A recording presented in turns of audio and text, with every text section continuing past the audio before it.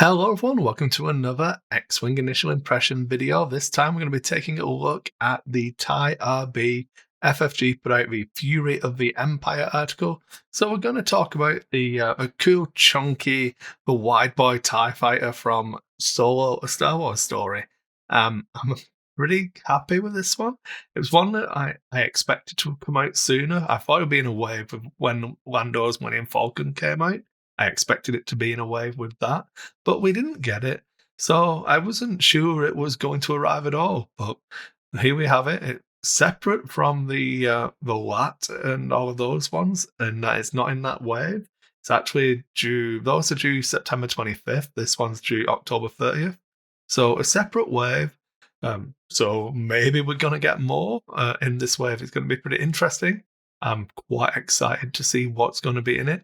But I suppose that's enough of me waffling. Let's get on to the actual article. So we have a nice, chunky, wide boy TIE fighter. It does say that the cannon swivel, which is always pleasing to me. I'm a child at heart. Part of the reason why I play this game at all is just to run around my spaceships making pew pew noises. And then we get to see the dial, which it's got a lot of moves on it. All the ones, all the twos, all the threes. Unfortunately, the hard ones and hard threes are both red, but it does have a one straight, which is blue. So on its medium base, it can't exactly slow roll, but you can take your time and try and pound the enemy into submission with it, which is pretty neat. And we then get into some stat blocks. It's a 2 attack die mobile arc, turreted arc. I can't remember what they're called now, but it's like the A wing and the SF, and it can only point forward and backwards, which I like. I like it quite a lot actually, as just a design space. Agility 1, which is bad.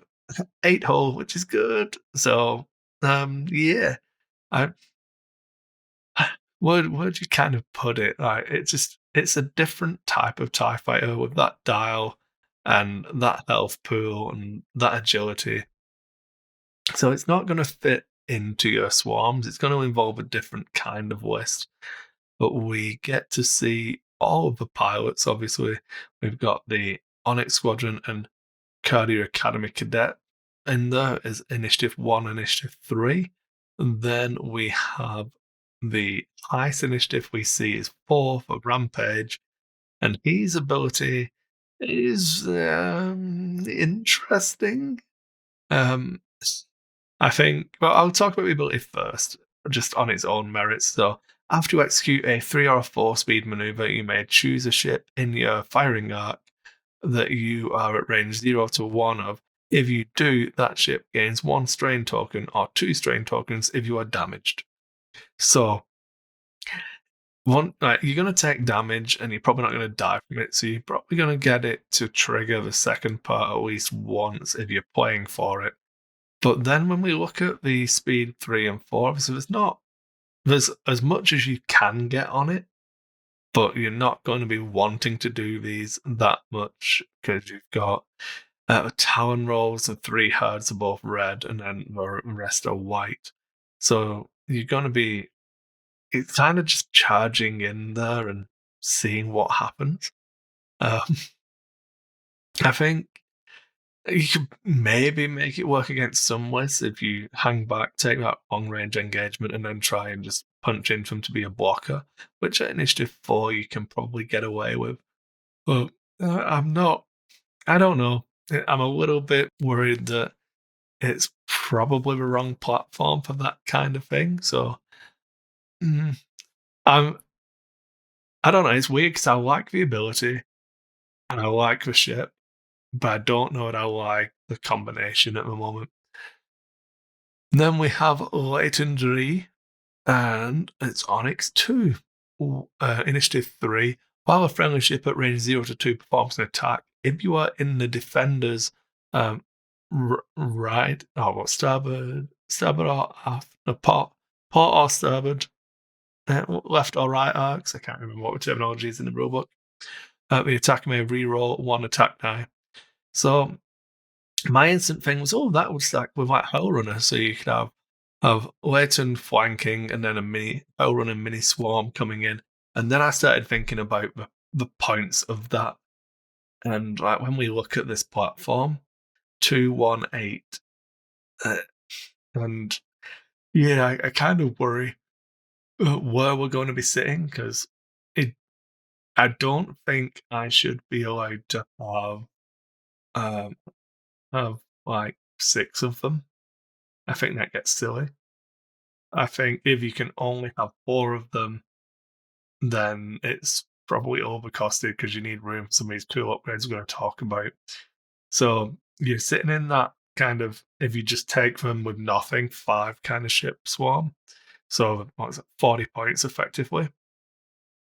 And yeah, when you get in there, it's um kind of weird because yeah, I don't know. Basically, I don't think you're gonna get much of a mini swarm around them, so it's gonna be interesting how that all sits. But then we have this new this Maneuver Assist MGK 300 series droids, or Target Assist MK 300 series droids. Now, the Maneuver Assist one does make your speed 3 banks and straight blue, which decreases difficulty, I should say. Which, as long as you're undamaged, makes them blue, which could work pretty well with Rampage trying to get those faster moves in there to trigger his ability. But I think we're all going to be on board with target assist MKG 300 being the pick of the bunch here. Yeah, you get both of them give you calculate on your action bar. One of them gives you a barrel roll into a red calculate, but the other one gives you a rotate into a white calculate. And before you engage, if you have no green tokens and are not stressed, gain a calculate token for each enemy ship at range 2 to 3 in your firing arc to a maximum of 2. So you're probably going to be shooting someone, so that's 1 calculate token. And like target locks, which this ship has on its action bar, isn't a green token, so you can target lock and get some soft mod there, like only the calculate token. But if people find a swarm at you, you could get target lock and 2 calculates pretty easily with this, which I kind of like. The other thing you can do as well is you can calculate, spend it on defense if you're taking the initiative ones, then you don't have it anymore. So you're going to get it back for your attack anyway. So I really like the target assist mark. I keep saying mark, I keep missing out with G. MGK 300. I think that's really good. Like I said, I think maneuver would be good on Rampage, but I think target assist is where my money is sitting at the moment. Then it says we get an ion cannon snapshot. I don't think I'm putting snapshot on these. I think I probably want snapshot on a cheaper platform so I could have more of it, because it's one of those, it gets better the more you have. But maybe, I suppose, medium base, so it's nice wide arc. Then the Ion Limiter Override is a tie only EPT. So after you execute a red maneuver, if you perform a barrel roll action, or you may perform a barrel roll action even while stressed, if you do roll an attack die. Yeah, I think that crit's scary. We've gone over this already on somewhere, I can't remember. But yeah, having that was pretty cool. It's tie, so it can go on any of them. I really like it. Lets you barrel roll while stressed. I think I'd probably play around with it on a defender, maybe. Being able to do those one-turn barrel rolls would be neat. I don't know. Then it looks at heavy laser cannon, deadeye shot, blade plating, all stuff we've already got access to. But the big one that I really like on this platform and IGs is these synced laser cannons again. We definitely spoke about this already, but having that one straight and that target assist you can definitely like roll in the have a relatively decent attack and yeah. So I think probably sitting with these upgrades between 40 and 50 points. So you can probably kind of yeah, this is assuming initiative one. So do you want to spam that? Should they let you have 5 with this? No, 'cause then you can take 6 without it. Mm, hmm, I don't know. That's a very difficult one. I think I don't know. But list building around this, I I like it, but it's going to really change the way I build empire lists or just this ship in general. I suppose I can bring it back over here now, and we can just look at that. Yeah, there we go. Now I have to sit up again. Yeah, like all of this is really, really good. I like it a lot, but I don't know how I'm gonna list build with it. It's hard to do without like full points for everything. So I kind of just want one to sit in around that. Kind of like how I used to use Wampa, where I just have Wampa just hanging around on a flank, just being annoying.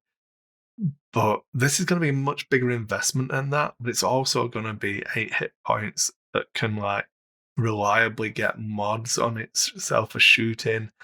Um, so yeah, I think there's actually space for it. If like price dependent on like how much of a cost goes into target assist and how much goes into sync turrets compared to just the base chassis.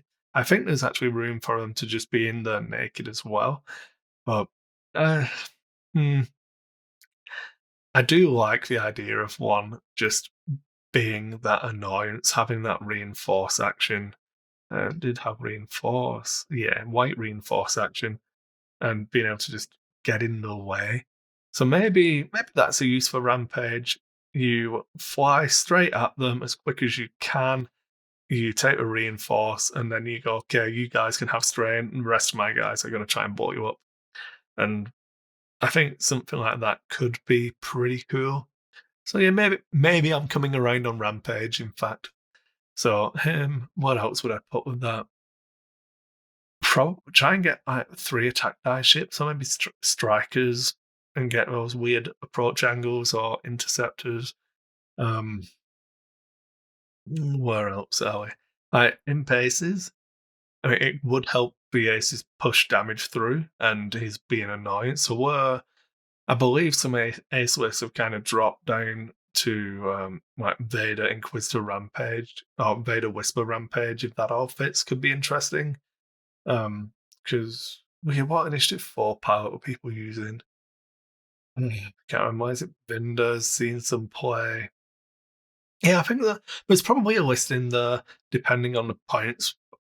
But I don't know if I'd load Rampage up in that case. Kind of just keep him cheap and let him do some work. And maybe if it's cheap enough, you can unlock a really strong Vader and Fel again.